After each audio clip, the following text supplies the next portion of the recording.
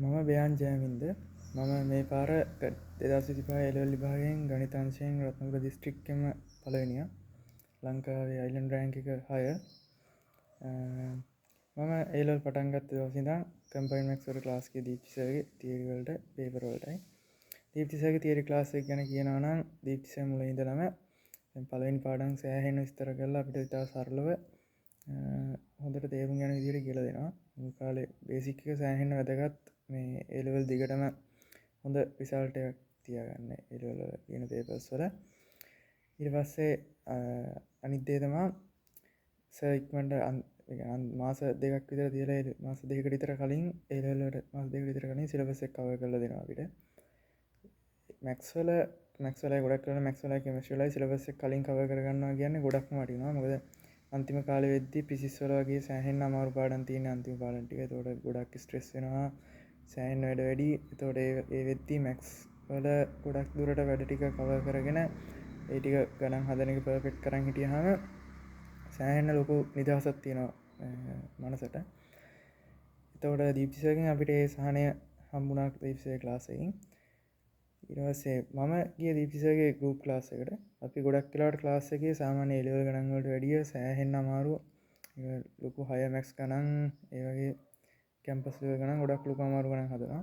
ඉතින් ඒකෙන් අර ඒ වගේ ගණන් හදලා පුරුදු වෙලා හිටියාම A level පේපර් වල ගණන් ගත්තාම ඒව නිකන් එන සරලව සෑහෙන්න අපිට ගාන ගත්ත ගමන් ගුවන් උත්තරයට යන පාර ගොඩක් වෙලාවට පේනවා.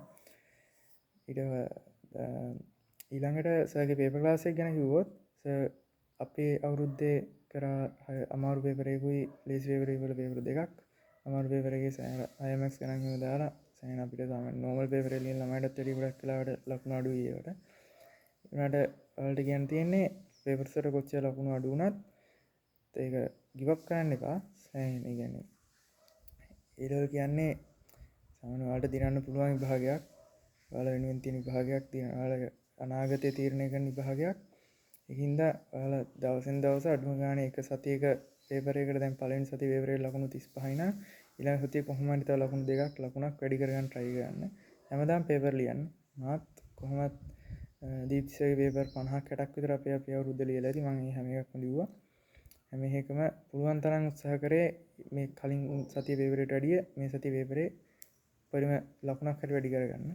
සර් අපිට හැමදාම මාකින් නිකුත් වෙනවා ගෙදර ගිහිල්ලා බලන්න සර් ඩිස්කෂන් නිකුත් කරනවා. එතකොට තමන්ට වැරදිලා තියෙන මොනවද කියලා බලාගෙන ඊළඟ පේපර් එකට ඊට වඩා සෑහෙන හොඳට මුහුණ දෙන්න ඒක අපිට පුළුවන්.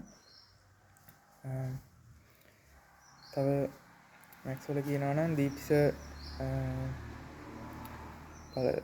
මුල් කාලේ තියරි සාමාන්‍යයෙන් ගොඩක් වෙලාවට තියෙන්නේ ත්‍රිකෝණමිතිය වගේ සාමාන්‍යයෙන් මැක්ස් වල බේස් එක හදන විෂයන්. ඒ වගේ විෂයන් සෑහෙන්න හොඳට ඩිස්කස් කරලා සෑහෙන කල් අරන් හිමීට අපිට මනසට ධාරණය වෙන විදිහට සර් කියලා දෙනවා.